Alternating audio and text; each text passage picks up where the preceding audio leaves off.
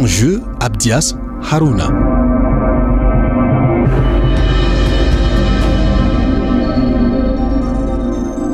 Bonjour à tous. La mise en œuvre par l'Organisation mondiale de la santé des politiques internationales de développement sanitaire en Afrique centrale est révélatrice des enjeux liés à la santé publique dans cette sous-région. Surtout que la trajectoire institutionnelle de l'OMS croise l'histoire politique d'abord de la colonisation puis de la décolonisation, l'histoire de la santé publique et celle de l'humanité. Comment justement au croisement de ces trois historiographies faire la lumière sur le rôle joué par l'OMS dans la situation sanitaire des pays de la sous-région méso-africaine, OMS en Afrique centrale, colonialisme sanitaire, c'est la trame de cette édition de Jeux et Enjeux. On en parle. On en parle avec le docteur Simplice Sayama Bonoho, enseignant d'histoire de l'université de Yaoundé 1 et chercheur postdoctoral Basting Bishops University au Canada.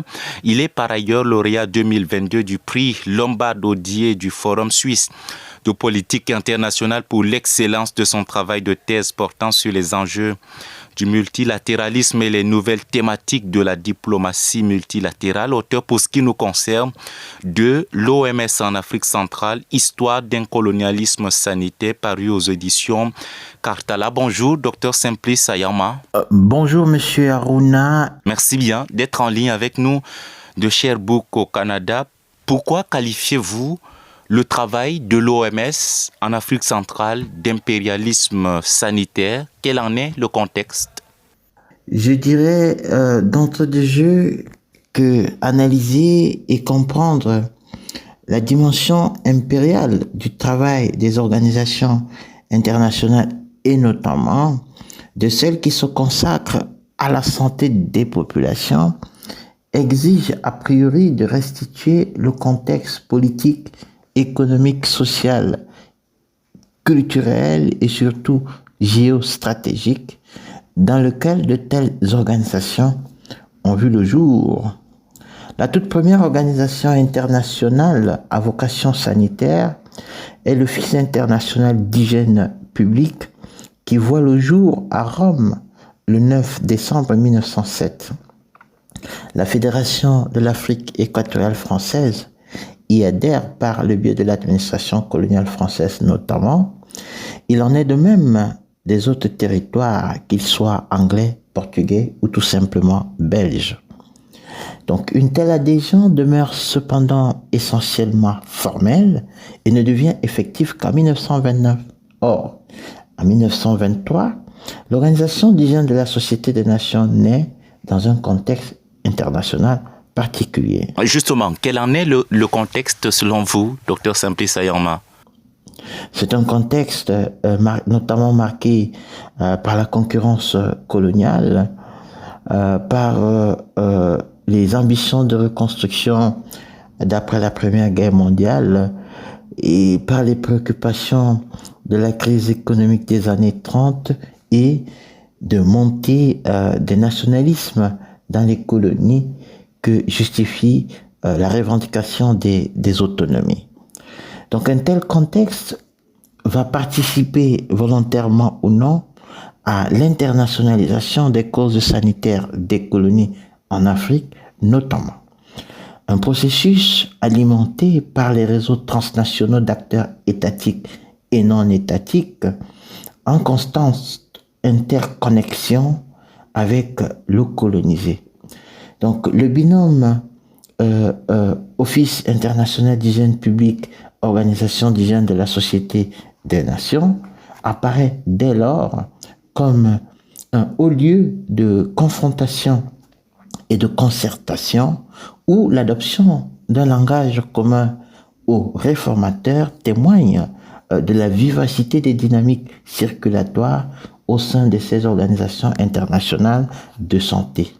Il convient de toutes les façons d'inscrire l'histoire de l'impérialisme sanitaire de l'OMS dans la longue durée si l'on veut mieux la comprendre. Justement, que la naissance de l'OMS en 1948 précisément est-elle une continuité ou une rupture en Afrique? Je dirais que la création en 1907 d'un bureau international permanent de santé, c'est-à-dire l'Office international d'hygiène publique, pose en effet les bases d'une collaboration sanitaire internationale. Celle-ci est rendue possible et renforcée par la nécessité de lutter contre les grandes endémies qui entravent les relations commerciales et la libre circulation entre puissances occidentales. Travaillant dès 1920 aux côtés de l'Organisation d'hygiène de la Société des Nations, ces deux organisations laissent à l'OMS un héritage qu'il est difficile de lui contester. C'est en effet au sein de ces premières organisations internationales de santé que commencent à s'opérationnaliser les inégalités de santé qui subsistent aujourd'hui dans le monde. Ces organisations internationales se sont en tout cas imprégnées de logiques impériales qui étaient en vigueur dans les colonies. Ce sont les mêmes logiques qui ont vu naître l'OMS le 7 avril 1948 et qui vont guider ces politiques jusqu'à l'heure actuelle. Alors, comment analysez-vous tout de même les batailles géopolitiques, justement, des grandes puissances autour de cette organisation sanitaire? Les batailles géopolitiques des grandes puissances autour de l'organisation, laissez-moi tout d'abord vous dire, et on ne le dira jamais assez, que les organisations internationales, quelles qu'elles soient, sont avant tout à appréhender comme des arènes sur lesquelles s'affrontent diverses rationalités ou des intérêts nationaux divergents.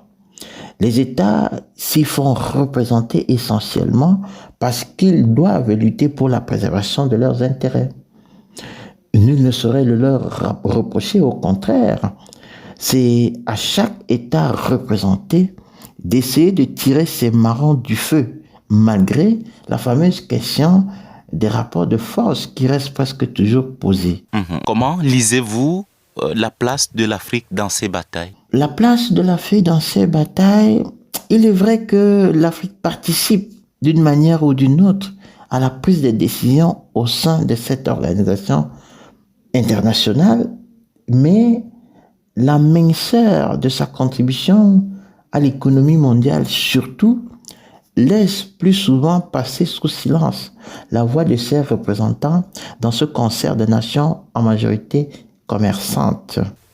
Pourquoi la sélectivité de l'émotion, c'est une expression que j'emprunte au professeur Saïbou Issa. Pourquoi la sélectivité de l'émotion, disais-je, dans le déploiement de l'OMS en Afrique, puisqu'ailleurs, elle déploie plus de moyens que sur notre continent? Vous parlez du déploiement de moyens. Laissez-moi vous dire que l'OMS n'a pas d'argent. C'est une précision qu'il convient de faire rapidement. L'OMS n'a pas d'argent. Elle s'en fait, au contraire, sur le dos des États qui, au travers de leur contribution au budget, participent au fonctionnement de l'organisation. Elle bénéficie tout aussi des largesses des partenaires privés et publics, avec comme risque majeur la perte par ces autorités dirigeantes du contrôle des organes de direction. Donc, contribuant désormais aux 3/4 de son budget, ces partenaires de l'OMS, qui financent surtout des programmes spécifiques, exercent des pressions de tout genre sur les autorités de l'organisation et sur les acteurs étatiques dans l'optique de faire prévaloir leurs intérêts. On aboutit de ce fait à une sorte de privatisation partielle de l'organisation au détriment des États membres. Cette situation, hélas, n'est pas spécifique à l'Afrique, même si elle semble ici s'opposer avec une certaine acuité, comme on peut en constater les effets sur la situation actuelle du marché continental du médicament. Alors, que pensez-vous justement des discours prescripteurs de l'OMS sur ce que l'Afrique devrait faire en matière de santé publique Et comment analysez-vous les politiques de santé en Afrique centrale? Les discours prescripteurs de l'OMS, les pays africains, en fait, sans être tout à fait des policy makers, c'est-à-dire des faiseurs de politique, se trouvent parfois être dans la position des acteurs qui, de par leur marge de manœuvre mince, semblent totalement assumer des choix politiques dictés par les acteurs d'une assistance technique généralement liée.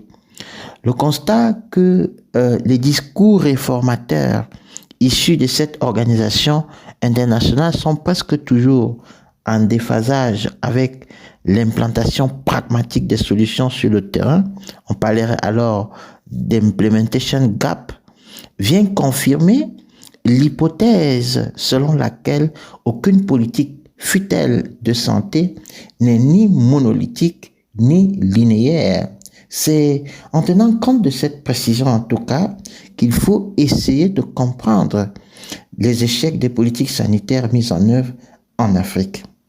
Les autorités locales se contentent dès lors, malgré leur tentative de résistance, d'accepter les modes opératoires, les modus operandi qui servent au mieux leurs intérêts personnels au détriment de ceux des communautés locales. On va faire un peu d'histoire encore. Vous êtes historien. Comment analysez-vous justement le poids de la crise économique des années 1930 sur la question de la médecine sociale en Afrique? Permettez-moi de préciser avant toute chose qu'il existe une différence fondamentale entre médecine sociale et médecine socialisée. Contrairement à la médecine socialisée, la médecine sociale s'appuie sur la dimension clinique et met un accent sur le préventif plutôt que sur le curatif. Insistant sur les pathologies de groupe, des familles et des sociétés, elle est fortement dominée par les sciences sociales et psychologiques avec lesquelles elle entend toutefois garder un minimum d'autonomie. Donc l'une des raisons avancées par les impérialistes pour justifier la colonisation était d'apporter les bienfaits de la science aux colonisés. La médecine coloniale particulièrement représente l'aspect humanitaire de cette mission civilisatrice entre guillemets. Elle compte en tout cas au nombre de bonnes actions que la science occidentale entendait devoir offrir à l'humanité.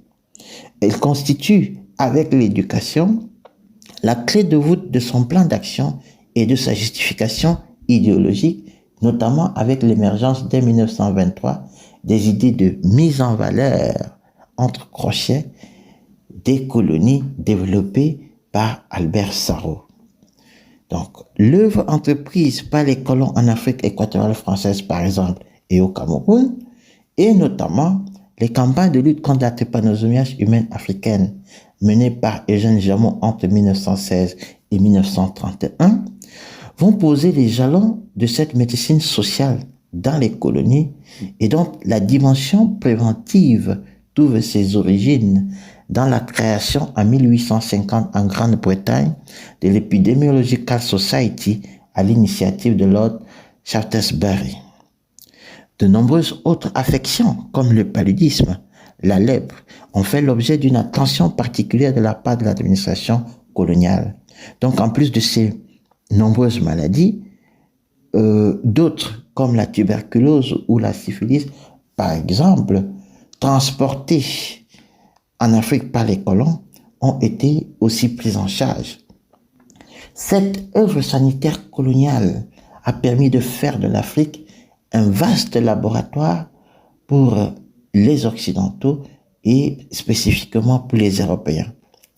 L'adoption d'une médecine sociale par l'Organisation d'hygiène de la Société des Nations aurait donc sans doute été influencée par la crise des années 30, mais aussi par les expériences de la médecine coloniale et surtout la longue tradition épidémiologique par laquelle l'Europe elle-même était passée.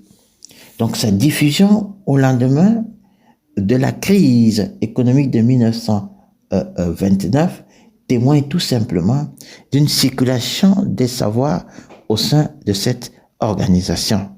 Encore un peu d'histoire. En 1978, à la rencontre d'Alma Ata, la santé a été reconnue comme un droit humain fondamental. 45 ans plus tard, est-ce toujours le cas? Quels sont les jeux et les enjeux de la rencontre d'Alma Ata de 1978 justement? Sur la forme, en fait, rien n'a changé des attentes de la conférence d'Alma Ata de 1978. Sur le fond, par contre, je vous surprendrais si je vous disais que l'idéal de droits humains promis par la dite conférence avait été sapé par les ambitions néolibérales des grandes puissances occidentales et notamment des États-Unis. Les nouvelles orientations politiques de Washington en matière de santé dans les pays en développement en ce début des années 70-79, pour être précis, avaient en effet dicté la tenue en mars de la même année, c'est-à-dire de 1979, en Italie, de la conférence de Bellagio qui avait consacré l'adoption des soins de santé primaires sélectifs. On parle en anglais de Selective Primary Health Care. Donc, cet agenda contrastait fondamentalement avec l'ordre du jour et l'esprit des soins de santé primaires complets, entendez, Comprehensive Primary Health Care, adopté quelques mois plus tôt à Alma Ata. Le fait que la conférence de Bellagio ait été initiée par la Rockefeller Foundation et soutenue aussi bien par la Banque mondiale et l'USAID, mais aussi par la Ford Foundation, permet en tout cas de formuler une telle hypothèse. La santé des individus au lendemain de cette rencontre, c'est-à-dire celle de Bellagio, va ainsi passer progressivement ou officiellement du statut de droit fondamental à celui de marchandise que ne pourront désormais s'offrir que ceux qui ont assez de moyens financiers pour le faire. L'adoption en 1987 à l'échelle du continent africain de l'initiative de Bamako sur le recouvrement des coûts de prestation n'est que l'aboutissement de ce long processus qui relève en effet de la privatisation de la santé. Bon, une telle privatisation de la santé, en fait, incite les pouvoirs publics à l'abandon de la gratuité des soins et des médicaments. Pareille situation, il faut le dire, s'appuie théoriquement sur le postulat orthodoxe de l'aléa moral en santé, qui faudrait que le paiement par le patient des prestations et la réduction de sa couverture n'ait aucun effet sur son état de santé. Il s'agit là d'une considération somme toute faussement scientifique et dangereuse qui, en accroissant les inégalités de santé notamment, encourage les nouvelles dépenses publiques au principe de la sécession sociale. Tout à fait. Quels sont justement aujourd'hui les véritables défis de l'OMS en Afrique? Il est évident que les défis qui interpellent la santé des Africains aujourd'hui sont multiples, mais ce n'est certainement pas de cette façon que je formulerai cette question. Je me demanderai plutôt à quoi ont servi toutes les mesures prises par les pouvoirs publics en Afrique avec l'appui des bailleurs de fonds étrangers comme l'OMS pour répondre aux défis de la santé dans le continent. Vous me reposez cette question, évidemment, je répondrai que ni la rencontre d'Alma Ata sur les soins de santé primaire, ni celle de Karachi sur les hôpitaux, ni celle d'Harare sur les districts de santé, encore moins celle de Bamako sur le recouvrement des coûts de prestations, n'ont pas suffi à résoudre le problème de l'hospitalocentrisme en vigueur en Afrique. Les recommandations et politiques formulées à l'issue de ces rencontres sanitaires internationales n'ont pas résolu non plus la question du biais urbain et curatif des systèmes africains des soins dont la colonisation européenne avait posé les bases.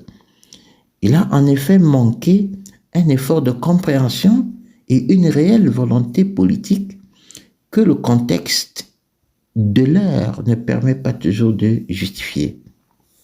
Ceci semble avoir empiré aujourd'hui plus clair, n'est-ce pas, la situation du malade rural que ces rencontres internationales disaient devoir régulariser. Un tel fossé entre intention à la base et réalisation à terme vient confirmer l'idée selon laquelle on ne transforme pas une société à coup de décrets ou de recommandations. Pire, à force d'interminables rencontres internationales essentiellement diplomatiques, bureaucratiques, budgétivores et même hautement politiques. D'où l'idée de désinstitutionnalisation que je formule comme piste de solution aux problèmes sanitaires de l'Afrique. Je précise qu'il faut entendre ici par désinstitutionnalisation une réforme du processus institutionnel dans le but de réduire et d'arrêter les comportements dépendants, impuissants et autres comportements non adaptatifs. Effectivement, à quelle échelle exactement une telle désinstitutionnalisation doit-elle s'opérer selon vous? Dans un contexte de fin désormais annoncée de la biopolitique et du biopouvoir, l'heure est plus que jamais à l'empowerment des communautés par elles-mêmes ou de chaque acteur communautaire pris individuellement. C'est dire en effet que la santé, en changeant de statut public et en devenant un poids dans les rouages de la gouvernance publique nationale et internationale, est de plus en plus renvoyée à la responsabilité des individus. L'atteinte d'un tel idéal passe nécessairement par une triple désinstitutionnalisation. Désinstitutionnalisation au niveau de l'OMS d'abord, puis à l'échelle des nations et enfin à l'échelle communautaire ou tout simplement individuelle. À ce dernier palier, en effet, il convient de faire admettre que ce n'est ni l'OMS ni les États qui donnent la santé, mais que celle-ci est le bien commun qu'elle a toujours été, malgré les coûts et prix qu'on a toujours voulu lui attribuer. La santé est et reste le bien universel, ou alors un bien universel que chacun devrait se procurer lui-même en adoptant des comportements antipathogènes, c'est-à-dire des conduites qui tendent à la préserver davantage. Merci, ce sera le mot de la fin. Merci, Dr Simplice Ayama Bonoho. Je rappelle que vous êtes enseignant d'histoire de l'Université de Yaoundé 1 et chercheur postdoctoral Bastingo Bishops University au Canada. Auteur pour ce qui nous concerne du livre intitulé L'OMS en Afrique centrale, histoire d'un colonialisme sanitaire paru aux éditions Cartala. Merci beaucoup d'avoir été en ligne avec nous de Sherbrooke au Canada. Je touche à sa fin. Je suis Abdias Harouna. Au revoir.